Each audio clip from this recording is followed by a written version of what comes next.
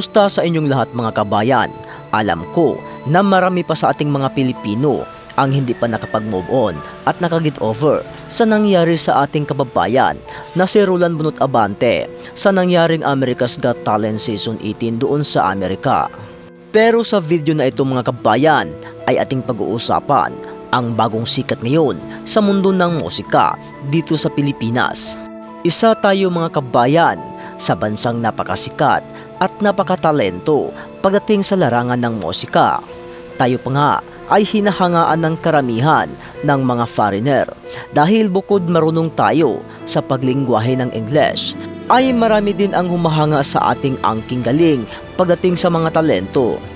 Sa makatuwid mga kabayan, marami nga tayong mga kababayang Pilipino ang sumalang sa iba't ibang mga paligsahan doon sa ibang bansa. Isa na rito ang America's Got Talent, Britain's Got Talent, American Idol, at marami pang mga paligsahan mga kabayan.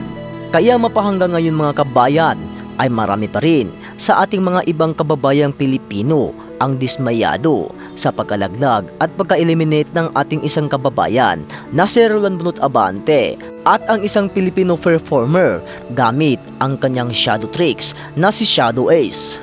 Ngunit bago pa man sila sumabak mga kabayan ay marami na rin ang sumubok na maraming mga Pilipino sa naturang paligsahan.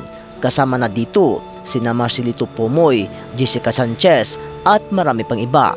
Ngunit sa huli mga kabayan ay ni isa ay wala pa ring nagtagumpay. Kaya sa video na ito mga kabayan ay ating pag-uusapan ang bagong sulbong at bagong salta na Filipino singer na posibleng makasunod sa yapak ni Bunot Abante, Shadow Ace, Marcelito Pomoy at marami pang iba sa America's Got Talent. Sino pa ba sa atin ang hindi nakakilala sa kanyang mga kabayan? Puwera na lang sa mga hindi mahilig manonood ng musika. Siya lamang ang nag-iisang Vencor Dumasig na tubong Northern Samar sa Visayas. Sa kanyang galing mga kabayan ay marami na siyang mga pinahanga dahil na rin sa kanyang progreso at sa kanyang determinado sa pag-aawit ay marami sa kanyang mga celebrity ang naawa sa kanyang kalagayan. Sa makatuwid mga kabayan, marami na siyang pinahanga dahil na rin siya ay naging two-time defending champion sa awit ng tanghalan. Ngunit mga kabayan, maliban sa kanyang potensyal sa kanyang pag-aawit at ang kanyang lahat na determinasyon ay kanyang inaalay sa kanyang sarili na ngayon siya ay nag-aaral sa kursong engineering. Ang kanyang istorya sa kanyang buhay mga kabayan ay isa sa dahilan kung bakit marami ang humahanga sa kanyang talento. Narito na ang ating two-time defending champion mula sa Visayas, Vencor Dumasig. At sa ngayon mga kabayan ay matunog na ang kanyang pangalan na posible sa mga darating na araw at taon. Hindi malayo sa kanyang pangarap at sa kanyang talento na makapasok rin at maimbita para sa naturang paligsahan ng mga talento ng musika. Isa na nga dito ang America's Got Talent, Britain's Got Talent, American Idol at marami pang iba mga kabayan.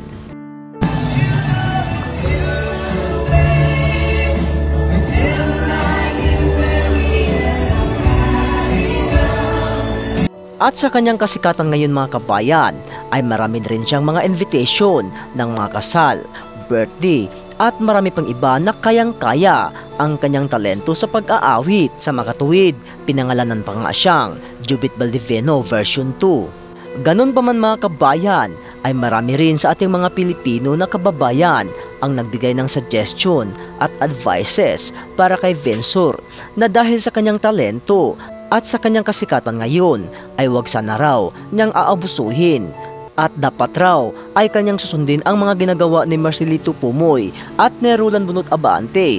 Pero ganun pa man mga kabayan na mapahanggang ngayon ay marami pa rin sa ating mga Pilipino ang dismayado at dudang-duda na hanggang nandyan si Simon Cowell sa mga America's Got Talent, Britain's Got Talent, American Idol ay walang mga Pilipino ang mananalo. Pero malay natin mga kabayan na darating din ang panahon na tayo naman ang papaboran ng mga hurado.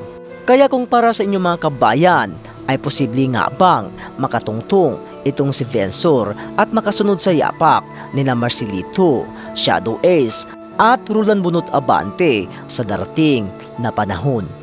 Comment down below mga kabayan upang mababasa rin ng ating mga ibang kababayang mga Pinoy na palaging sumusuporta sa ating angking galing sa pag-aawit at sa mundo ng musika. At huwag tayong paghinaan ng loob mga kababayan hanggat mayroon tayong tsansa at mga talentong ibubuga na kayang ipakita sa mga ibang lahi, ay patuloy lang tayo dahil ganyan tayong mga Pinoy, matibay, palaban sa anumang mga pagsubok sa buhay. Ngunit alam nyo ba mga kabayan na kahit na-eliminate itong si Bunot Abante doon sa America's Got Talent, ay mas lalong sumikat ang kanyang pangalan. Sa katunayan nga ay mayroon siyang concert na gaganapin sa Canada sa darating na November.